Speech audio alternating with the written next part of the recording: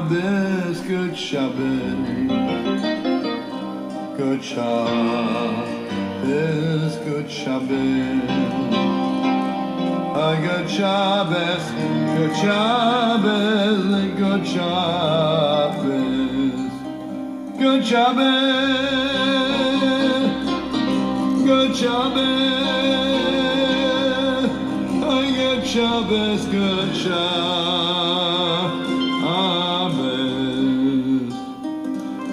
good Shabbos, good Shabbos, good Shabbos, Shabbos, good Shabbos,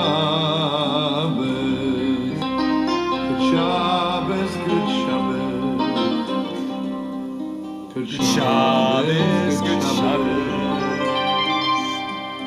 good Shabbos, good Shabbos, good Shabbos, good Shabbos, a good Shabbos, good Shabbos, good Shabbos, good Shabbos.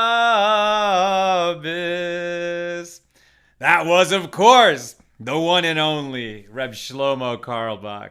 How are you, my holy sisters and brothers? Wishing you a good Shabbos. It's coming in tonight. We can hardly wait. Let's light up the darkness. Can never get on the first try. Who's going to be with us on this great Friday as we're getting ready for a good Shabbos, God willing? Stephen with us from Dover, New Hampshire. Paula from Chicago. Sharon from Lebanon, New Jersey. Handone Bizamat from Manhattan. Welcome, Handone. Is this your first time? Don't recognize your name. If it is your first time, anybody, let us know so we can welcome you. It's great to have you with us. Annie with us from Michigan, Juanita from Atlanta, Ann from Merced, California, Bill from Arkansas. Lisa says, I'm so happy to be here and being fruitful. You must have seen my show from the other day about the beauty of being fruitful. It's the first commandment, and it's this week's Parsha, this week's Torah portion, the beginning of the Torah, the 6 days of creation. And God says first to the sea creatures and the birds, doesn't say to them, says about them, be fruitful and multiply. Then God creates the humans and says to us, be fruitful and multiply. And of course, be fruitful is not the same as multiply. That was my insight. It seems to me that if they meant the same thing, if this phrase, be fruitful and multiply, just means you have an obligation to make sure that your species continues and to reproduce and have more of you, it would have been enough to say multiply.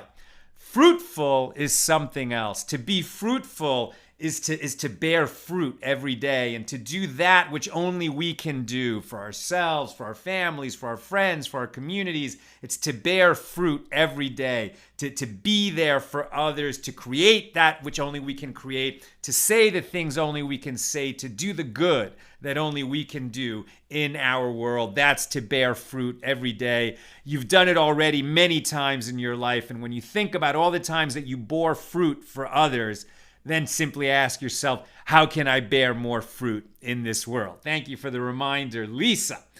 Eva is with us saying Shabbat Shalom. Nancy with us from Southern Pines, North Carolina. Kathleen says Shalom from West Sand Lake, New York. Ann from Utah. Patrice from St. George. Let's see, where's that? Margaret is talking to Ann. That's beautiful. And Ann is saying good Shabbos, father-in-law in Utah. Beautiful. And there, Lynn is with us over on the YouTube side. How you doing, guys? We have a lovely teaching today, and it's nice because it really builds out from some of the stuff we've been talking about this week. Yesterday, we had a really beautiful class learning about Rav Yosef. Who was Rav Yosef? It was one of the Meet the Mensch classes. If you missed that one, I highly recommend it. All of the Meet the Mensch classes are great because you just get to know one of the sages from the Talmud or from the Mishna with some depth, right? And once you know who they are, their rulings really tend to come alive a lot more. And so now that we know a little bit about Rav Yosef, it's actually going to help us in understanding today's class better. So we actually begin. All right, so where are we holding? We're in Tractate Eruvin, the third volume of the Talmud. We're in chapter 6, and we've been discussing the first Mishna of chapter 6 for quite a few days, and we're going to continue today. We are on page 67, that's Daf Samech Zayin. On our page today, we have an encounter between Rav Sheishes and Rav Chisda. And the relationship between Rav Sheishes and Rav Chisda is similar to what we learned yesterday, was the relationship between Rabba and Rav Yosef. So we recall that Rav Yosef was known for having this phenomenal memory, that he had the entire oral tradition, not just memorized. They all had all the Mishnayos, all the Mishnas memorized. They all knew the oral tradition well, but he had every detail of it memorized, and not only the whole Torah, but the whole Torah in Hebrew and in Aramaic, and the prophets in Hebrew and in Aramaic. And so his just knowledge and memory, it was almost like a photographic memory. He had the whole thing at his fingertips. And his great friend and colleague and sort of disputing partner, I mean, they argue passionately, but out of great love and to sort of get at the truth by arguing from different viewpoints, the best kind of, civil discourse, passionate disagreement in pursuit of the same goal, which was to understand God's will at the deepest level. So Rabba was different than Rav Yosef. Rabba had that keen, piercing intellect that he could take principles that had been accepted for a long time and suddenly turn them over so that people would see them for the first time, and sometimes even change the law once they understood it at a deeper and clearer level, thanks to this piercing logic of Rabba. And for those reasons, Rav Yosef was known as Sinai, the one who carried the whole tradition with him, and Rabba was known as the uprooter of mountains, because he could turn over parts of the tradition because of that keen and piercing intellect. Rav Sheishes was similar to Rav Yosef. He had just so much knowledge at his fingertips. And Rav Chisda was a little bit similar to Rabba. He had that piercing intellect. And the two of them were kind of in awe of each other. And it says that when Rav Chisda would run into Rav Sheishes, Rav Chisda's lips would tremble, right? His lips would tremble because he would be afraid that, oh man, if Rav Sheishes asked me, well, wasn't it stated in a Mishna that such and such and such and such and this and that? And he would be a little bit out to sea because his memory and knowledge were not as encyclopedic as Rav Sheishes. But on the other hand, Rav Sheishes, his whole body would shake when he had an encounter with Rav Chisda, because Rav Chisda had such a piercing intellect, and Rav Sheishes was afraid that even with all the knowledge that he was bringing to bear, he might not be able to understand or, closely follow the reasoning and logic that Rav Chisda would bring to the encounter. So, it's just a beautiful, the regard in which these sages held each other and the way that they respected their respective gifts, as it were. At any rate, in this encounter, Rav Chisda asks a question of Rav Sheishes. And this is very much this is a real Talmudic type of question.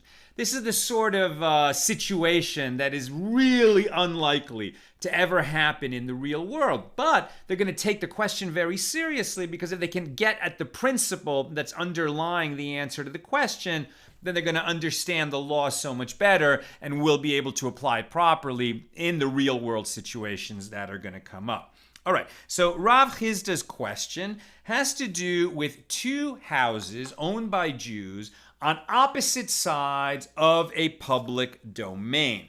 So we can get, we can get a nice picture of that in this illustration. Why is it doing that? Here we go. We get a nice image of that in this illustration. So they had two Jews live on either side of a public domain. I'm just trying to get the glare and reflections out of the way. On either side of a public domain, as we can see there. And on Shabbos, a non-Jew comes along and encloses the area between them. Okay, so can't imagine why that would happen. But, maybe it would happen if, for example, there was going to be some road work being done. and they were preparing to do the road work, and the road work wasn't even done yet. But the construction crew from the city came along and made these two partitions on either side, connecting the two houses and blocking off the public domain in between them. So the enclosure is, physically speaking, a valid enclosure. If that enclosure had been created before Shabbos, then for sure that part of the public domain, which is now enclosed, would be a legitimate private domain. It would join the two houses, and they would be able to carry on Shabbos from one house to the other through this private domain. Although, as we know from our chapter that we've been studying, this would be two houses sharing a courtyard, essentially sharing a courtyard. And for them to be able to carry in their courtyard, they would have had to establish an eruv before Shabbos began. Or one of them would have to renounce his rights in the courtyard in terms of his ability to carry in the courtyard, so that the other one would then be allowed to carry, because there would only be one with the right to carry in the courtyard, in which case an eruv would not be required. Here, what's making the situation interesting is that the courtyard did not exist before Shabbos. That's why the hypothetical that's being presented here is that non-Jews came along and they erected the fence that created the courtyard on Shabbos. Why a non-Jew? It's just to make the situation simpler. If a Jew created that courtyard on Shabbos, it would have the extra complication that that Jew sinned, right? He put up partitions. He did construction on the Sabbath. That would be a biblical violation. And as we've seen elsewhere, that Jew would not be allowed to make use of the courtyard. Others would, because the partitions are still partitions, even though they were put up as an avera, as a sin, and they came into being on Shabbos by the Jew. But the non-Jew is not, he didn't commit any sin, he didn't do anything wrong, he's not restricted by the laws of Shabbos as a Jew is. So he created this courtyard. Now the courtyard exists. It didn't exist when Shabbos began. So the question that Rav Chisda is asking Rav Sheishes is, what is the law in this situation? They can't create an eruv now. They needed to do that before Shabbos began. So the question is, can one of the Jews renounce his rights to carry in that courtyard to the other Jew, so at least that other guy can carry in the courtyard? That is the question. And so Rav Sheishes says, well, according to the one who says that there's no renouncing of rights in another courtyard, we have no question this is going to be prohibited. So this is what we were talking about yesterday and the day before, right? So Shmuel said that this is prohibited. Rabbi Yochanan said it is permitted to renounce one's rights in another courtyard. Not in your own courtyard, but in another courtyard. When does that come up? For example, when they share an alley, or when there's two courtyards and one of them is dependent on the other, because to get out to the road, that you have to go through the outer courtyard, an inner courtyard and an outer courtyard. In that situation, the people who live in the inner courtyard can't get out to the road unless they walk through the inner courtyard. So there's a dependency. And so the question came up, can somebody renounce their rights? We know a Jew can renounce his rights in his own courtyard in favor of other Jews who share that courtyard with him. Can he renounce his rights in somebody else's courtyard? He doesn't really have rights in somebody else's courtyard. And that's what Shmuel was saying. You can't renounce your rights in somebody else's courtyard because you don't have rights in somebody else's courtyard. But Rabbi Yochanan permitted it because by allowing that, it creates a greater leniency and allows people to, for example, make an adjustment so that people can carry in an alley on Shabbos. And since the whole law of eruv is by rabbinic decree, in all cases of doubt, we're going to tend to resolve toward the more lenient position. Okay, so here the question, so what Rav Sheishes is saying, so why is he talking about renouncing rights in another courtyard?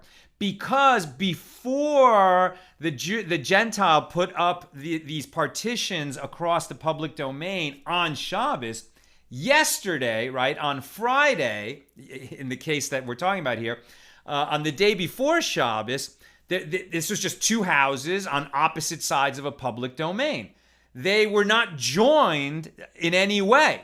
They couldn't join because it was a public domain between them.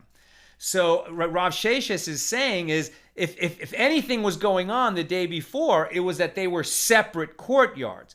They were not capable of making an eruv together because that public domain ran between them, but they were separate courtyards. So if, according to the one who says you can't give up your rights, you can't renounce rights in a courtyard that is not your own, well, then certainly, he couldn't renounce rights in a courtyard that wasn't even connected to his courtyard yesterday. And the fact that it's connected today doesn't matter. It's still, when Shabbos began, he was not able to renounce his rights in another courtyard. Now, according to the one, this would be Rabbi Yochanan, who permits renouncing one's rights in somebody else's courtyard. So here the question becomes, okay, yesterday they were separate courtyards. Now, today on Shabbos, as a result of these two partitions, they have become one joined courtyard. So the question is, can I renounce my rights in our mutual courtyard that just came into existence now during Shabbos, given the fact that these courtyards were separate courtyards when Shabbos began? That's the question. Does it become possible today, since the new prevailing reality is that we have a shared courtyard? Rav Sheishes says, no, you cannot do it. You cannot renounce rights in this new shared courtyard because you couldn't have done it when Shabbos began. Okay, so then Rav Chisda says, all right, so when the courtyard comes into being during Shabbos, we're not going to be able to renounce rights in that courtyard that didn't even exist before Shabbos began. So then Rav Chisda asks a second question, a different hypothetical situation. So he says, what if a Gentile lives in a courtyard with several Jews, right? So I didn't make a drawing, but we could do that easily enough. Right, so we have one courtyard, and there's several houses in it. Let's say it's like this, and there's Jews living in three of them, and a Gentile lives in the fourth. So they all share this courtyard. These are houses, right? So there's four houses in a shared courtyard. Now, for any of the Jews in this courtyard to be able to carry on Shabbos, they're going to have to make an eruv, because this is what King Solomon decreed. Because even though it's a private courtyard, it's the private property of these four houses. The fact that each of them has rights in this courtyard makes it a little bit like a public domain, and therefore each of the Jews has to join in an eruv together with the other members of the courtyard so that they can carry on Shabbos. And if any of the Jews don't join in the courtyard, then none of them can carry on Shabbos, because it remains like a public domain where somebody else has a right to walk through there. Now, the Gentile, this doesn't apply to him in terms of the laws of carrying on Shabbos. So ideally, what they would have needed to do before Shabbos began is the three of them join in an eruv. The three of them put a little bit of food in a basket and deposit that basket in one of their houses. And they would go to the Gentile who shares the courtyard with them, explain the situation, and rent his rights. Sort of like a nominal thing, like, hey, we're going to give you a penny, and you're going to rent us the right to carry in this courtyard. It doesn't affect you. You can do whatever you want. Nothing's going to change for you, but it's going to allow us to carry objects in and out of our houses and through the courtyard. That would have been ideal, but it didn't happen. In Rav Chisda's question, they didn't do anything before Shabbos. There is no eruv. Nobody can carry on Shabbos once Shabbos begins. But then something happens. The Gentile dies during Shabbos. Okay, so he dies. This house is now empty because there's no living Gentile here. It's as if he's not there. Okay, so now they didn't enter into an eruv before Shabbos, so they can't carry in the courtyard. But if there was only one Jew living there, he could carry because it would not be shared by anybody else. It would just be one Jew in a house in one courtyard.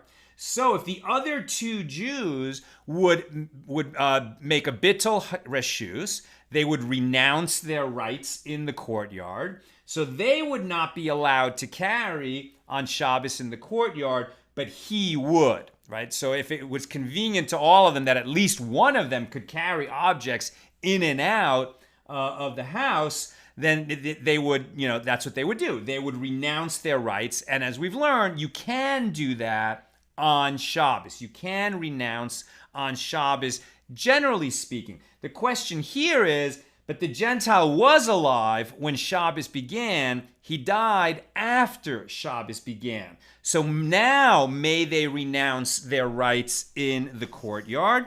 And Rav Sheishes answers, yes.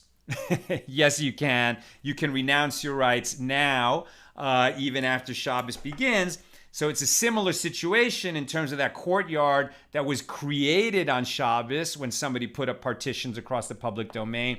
And here, the condition that changed is that the Gentile died. But as we've seen before, in terms of a Gentile living in a courtyard, you can actually rent his rights on Shabbos, and Jews can renounce their rights in a courtyard on Shabbos. And so the fact that the Gentile died and took himself out of the equation doesn't make it impossible to do that. Rav Sheishes says, yes, he permits. He says, however, because he knows everything, that our colleague Rav Hamnuna would not permit this. But in fact, the law follows Rav Sheishes in this situation.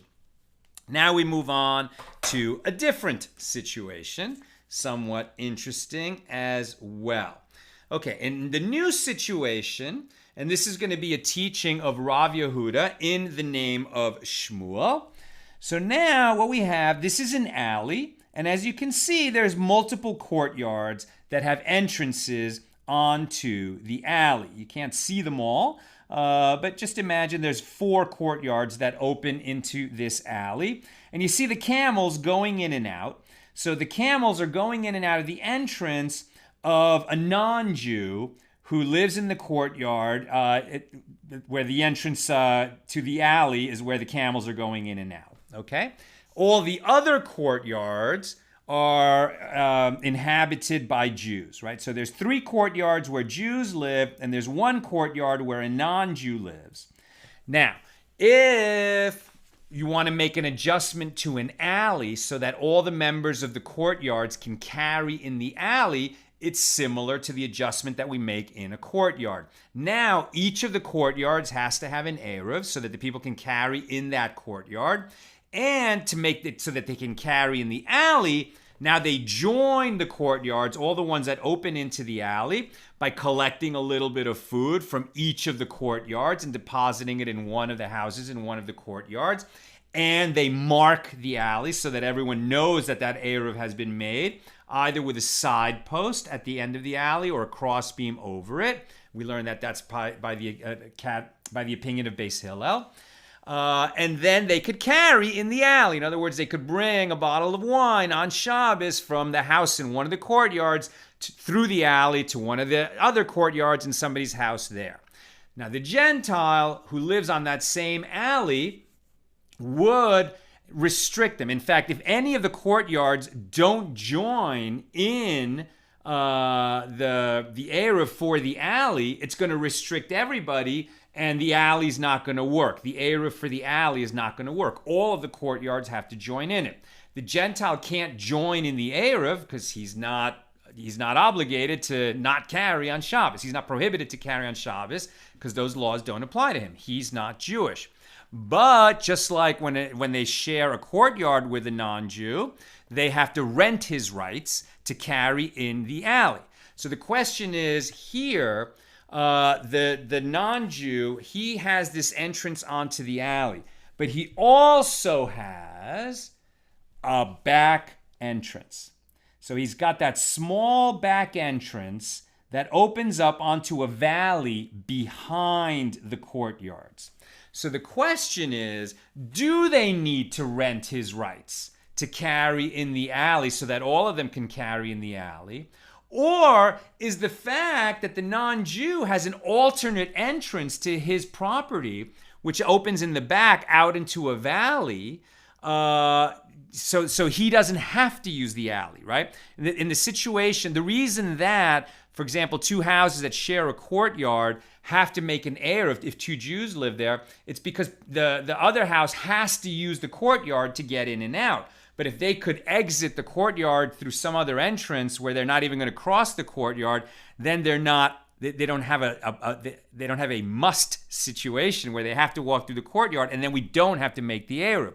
Likewise, if the non-Jew can use that back entrance to go out and avoid the alley altogether, then we don't have to rent his rights in the alley in order to adjust the alley so that all the Jews can carry there. So what this is going to depend on is, well, which entrance to the non-Jew's property is his primary entrance. Now, it certainly looks like in this figure that the camels are going in and out of the big entrance to the alley all day long of his property, and the little opening out into the valley behind, it's just a very small opening. And in fact, in our daf, we read it could be as small as 4 handbreadths by 4 handbreadths.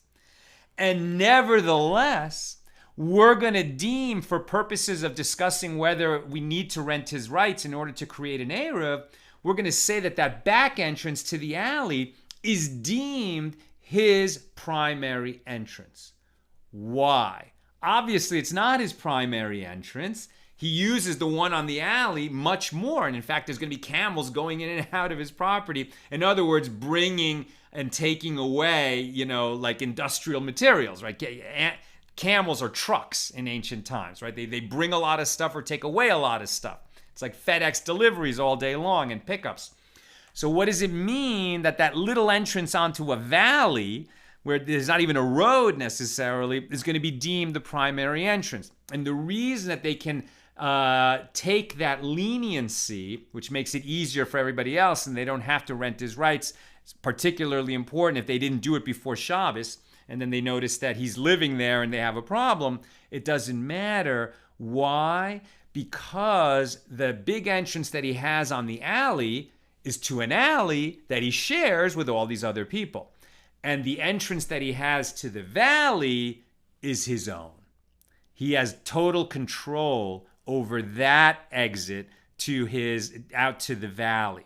And so even though it's a smaller exit and he probably uses it less often, it's deemed primary for the purposes of eruv because he has total control over that path, right? He doesn't need to share that with the other people who share his alley.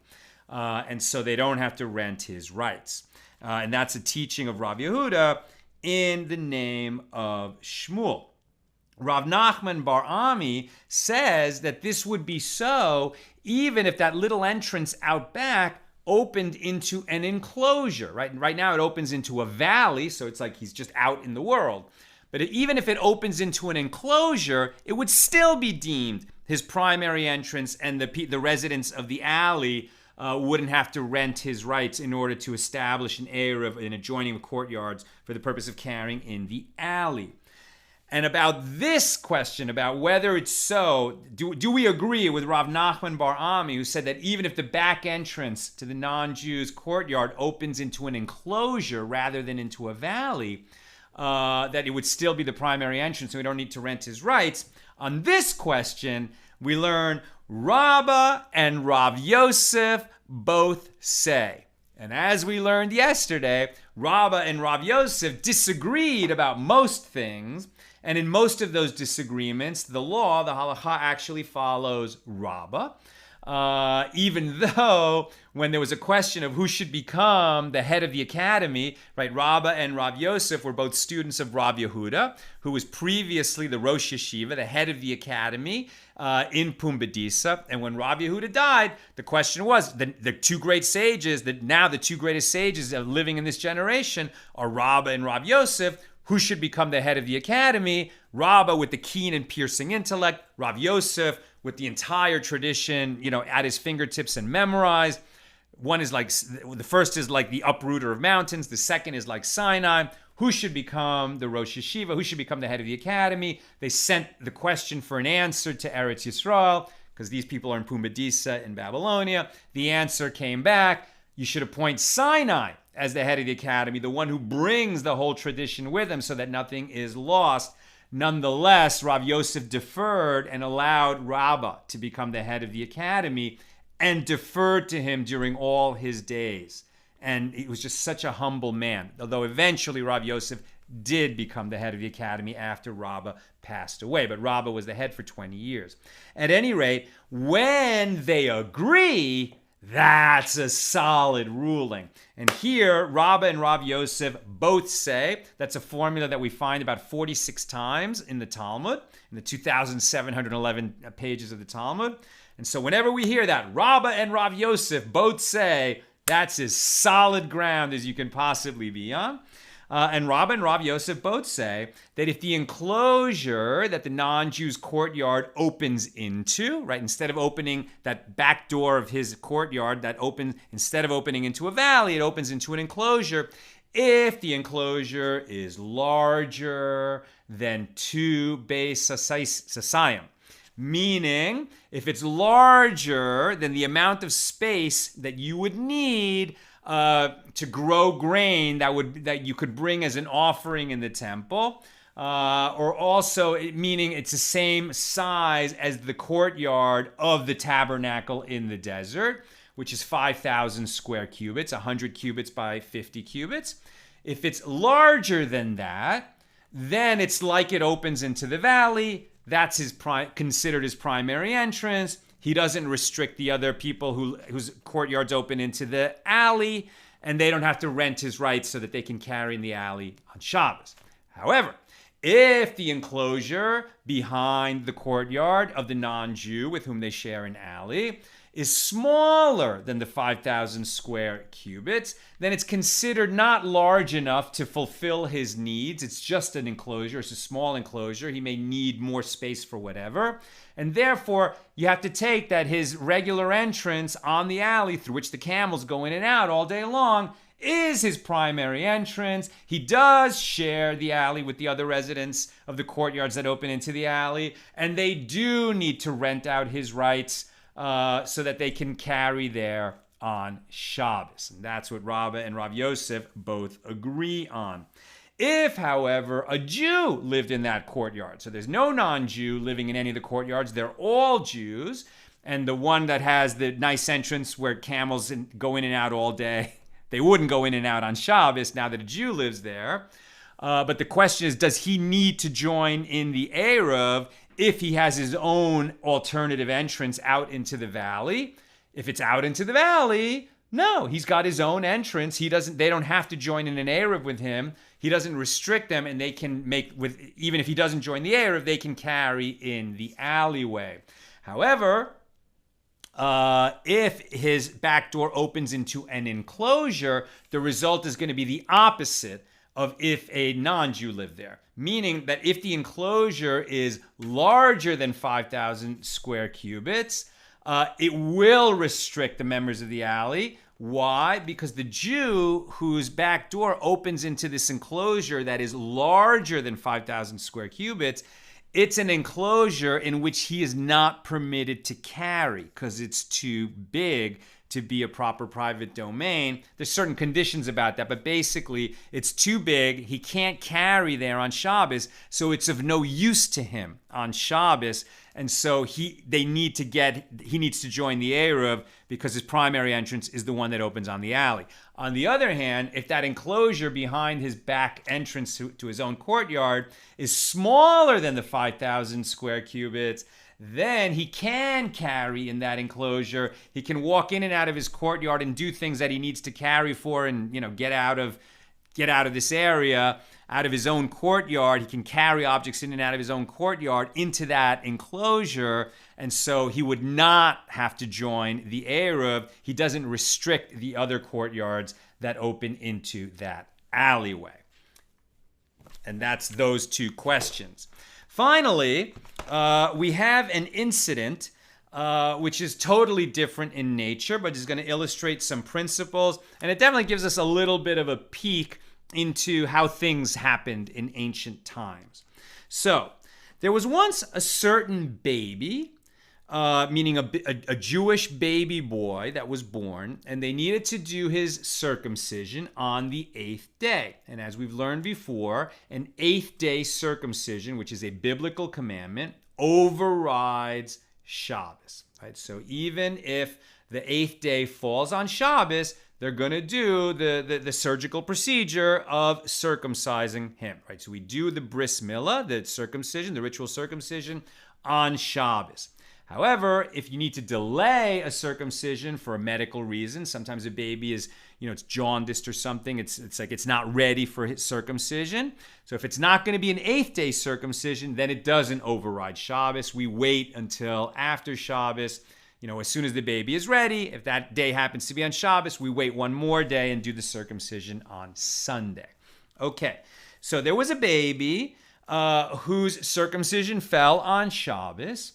And in ancient times, in Talmudic times, they also felt that for the baby's health and well-being, it needed to be bathed in warm water both before and after the circumcision. And if not, if the warm water to do this bath wasn't available, it was considered unsafe to do the circumcision. So, if they bathed the baby in warm water, now they had warm water available. They warmed it up on Friday, and they sort of kept it insulated. That's why it's not hot water; it's just warm water. But they kept it insulated so that it was warm.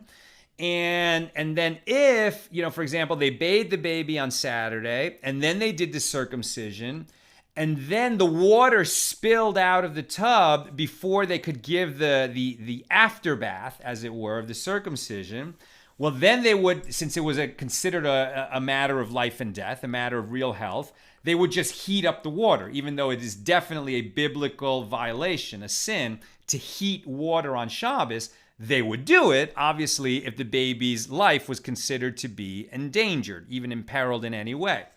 But that's not what happened. What happened was they were going to do the circumcision. They had the water ready, and they were going to give the baby its bath before the circumcision on Shabbos, and the water spilled out of the tub.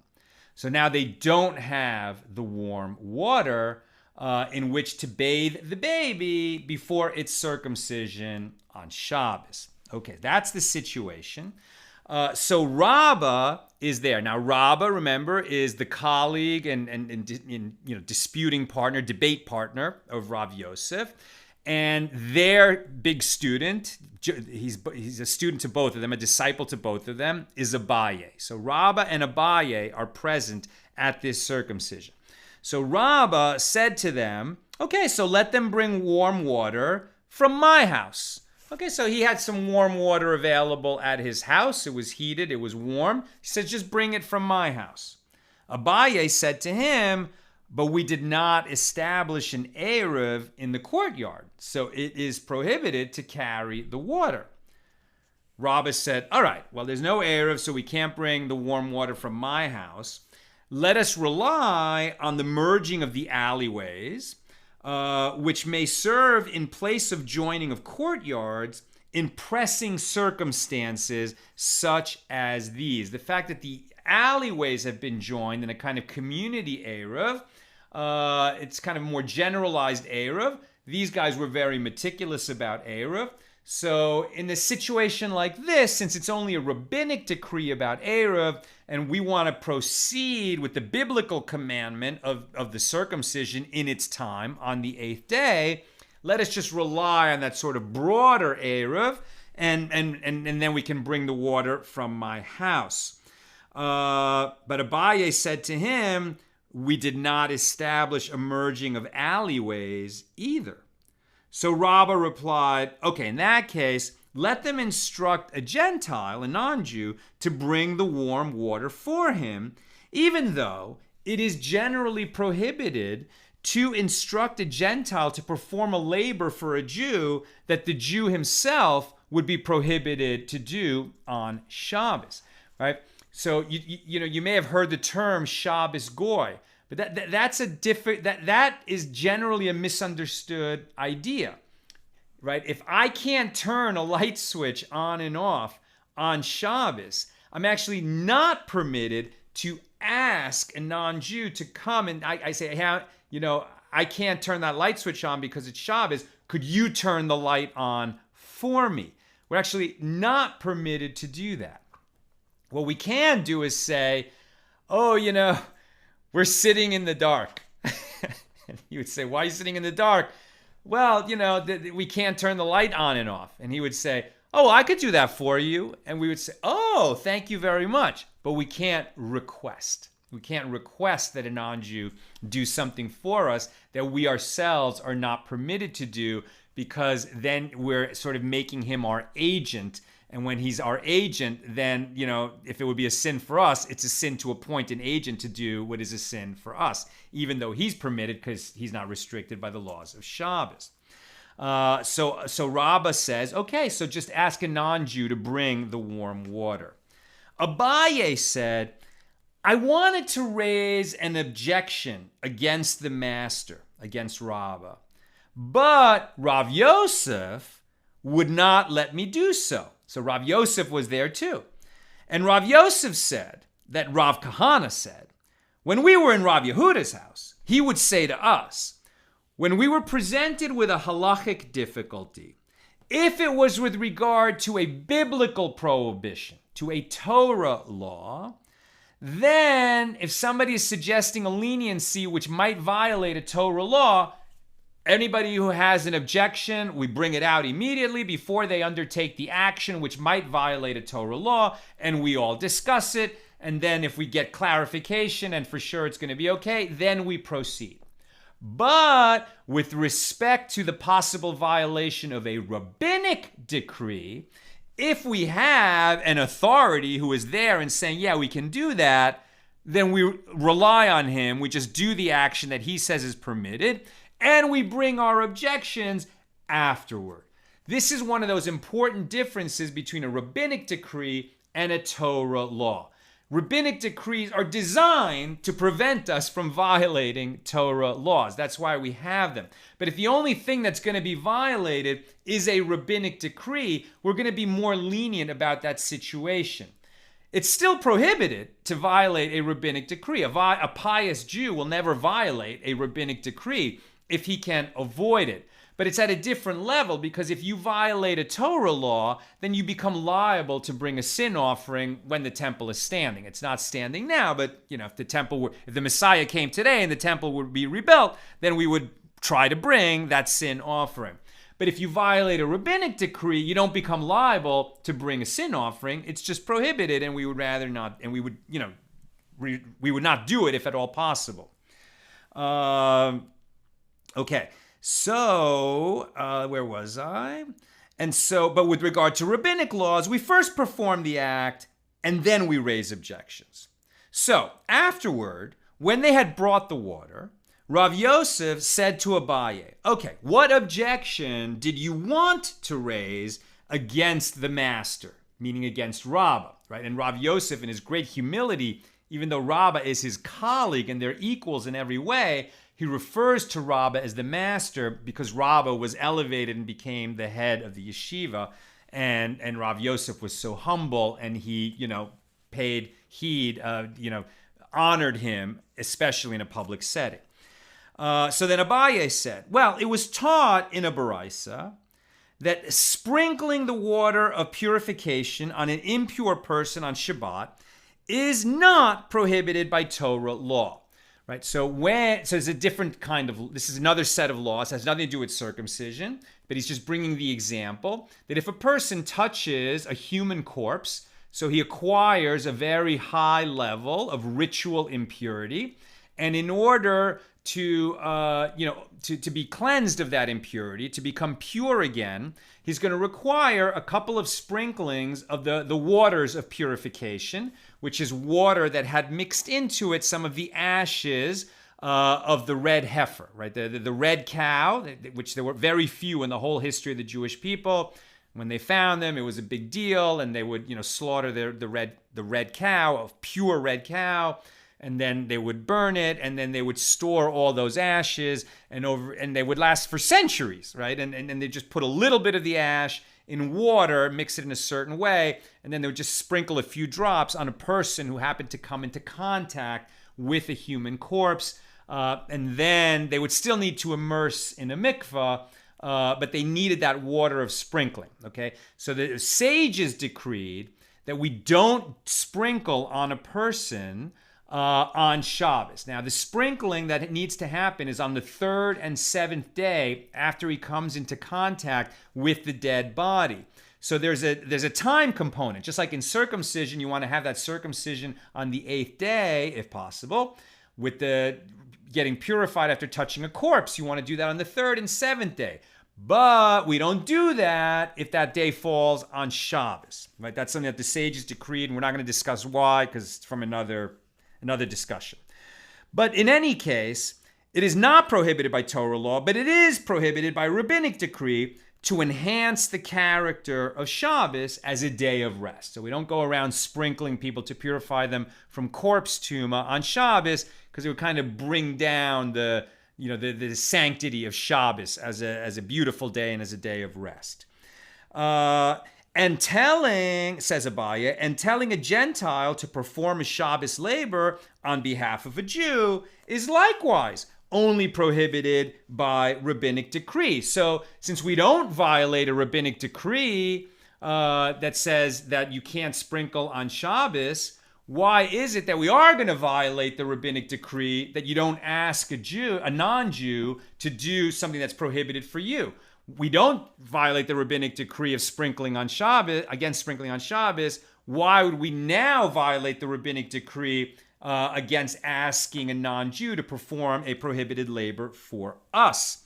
That's Abaye's question. Rav Yosef answers Abaye's question. He says, but do you not differentiate between a rabbinic decree that involves an action and a rabbinic decree that does not involve an action? As the master, meaning Rabba, did not say to the Gentile, go and heat water for me. That would involve violating a biblical prohibition, right? We cannot heat water because that's a biblical prohibition, and certainly we can't ask a non-Jew to do it for us. If Rabba had asked the non-Jew to go heat the water, it would have been a bigger problem. But what Rabba asks is bring water. The water was already warm, and the only thing that was being violated was the rabbinic decree on carrying through a courtyard that by Torah law, it's not necessary. It's a private domain. But it was only that later decree in King Solomon's time, essentially a rabbinic decree, that says we require an eruv in order to be able to carry something through a courtyard. So it was only a rabbinic decree of don't ask a Gentile to perform a labor for you, but only to ask him to do something that violated another rabbinic decree, not a Torah prohibition. And that was a distinction that Rabba and Rav Yosef were both comfortable with, and that was the answer to Abaye's question. That's what I've got for us today. Let us check comments and questions. Fitz Stuller is a new viewer, and he says, your videos have been a wonderful addition to my life lately. Thank you so much, Fitz, and welcome to the community. It's great to have you here with us. Yehudit Sobel says, Shabbat Shalom, Nina and Sal. I purchased via Amazon 2 days ago and also set for current and future purchases. that Accidental Talmudist is my preferred nonprofit that I would like to have a percentage donated. Thank you so much, Yehuda. We really appreciate that. We are a nonprofit. Everything helps. So if you use Amazon Smile, which is great, then you can appoint a nonprofit to receive a small percentage of all your purchases. Accidental Talmudist is a registered nonprofit in the Amazon system as well as with the IRS. And so you can make us your dedicated nonprofit to receive a little bit of the money you spend on Amazon. And boy, is Amazon rocking it in COVID. They are really benefiting while the rest of the world is suffering quite a bit. But the fact is, so many of us are, ordering so much stuff on Amazon these days. So if you haven't appointed a nonprofit to be your designated nonprofit to receive a portion of the money you spend on Amazon, please appoint Accidental Talmudist. And then the thing you need to do is whenever you go to Amazon if you're using Amazon on a computer or on your phone, but not with the app, go through Amazon Smile rather than just Amazon. And then all the purchases will work that way. A percentage dedicated to the nonprofit that you designate. All right, that's what I've got for us today. I'm not seeing any other questions. My blessing, my prayer for all of us is that as we roll into Shabbos tonight. We had this teaching. I shared it with I actually put a little post out this morning, but we had it. We're on page 67 in Tractate Eruvin now. Back on page 65, Amud Aleph, meaning 65a, the front side of page 65, we had that very famous teaching that when wine goes in, secrets come out. This is based on the fact that the word for wine, yayin, spelled yud yud nun, its numerical value is 70. Yud is 10, yud is 10, and nun is 50. And the word sod, samik vav dalet, which means secret, also has a numerical value of 70. Samik is 60, as we're in the 60s now, and vav is 6, and dalet is 4. So it also adds up to 70. So there's this relationship between wine and secrets, and we learned from Rabbi Chia, right? Yes, that when wine goes in, secrets come out. And I would suggest that there's two possibilities of what this means, right? On the one hand, it might mean that loose lips sink ships, right? You drink too much, you're going to say stuff that you're going to regret, right? Wine comes in and things that shouldn't have been said come out. On the other hand, if you drink with an intentionality that it should settle your mind and sort of open up the possibility of new insight and have a deep and meaningful and relaxed conversation with other people who care about Torah, and you drink just a little bit, not a lot. Obviously, if you're intoxicated, this isn't going to work. But if you drink just the right amount, then you might have an insight that you wouldn't have had otherwise. So it's certainly a tradition to drink wine with our Friday night dinners. And if you do so, then may you drink just the right amount tonight so that when the wine goes in, the secrets which come out are nothing embarrassing about yourself, but rather a new insight into Torah, into our relationship with God and each other, into the tradition. And then may we all be blessed with a truly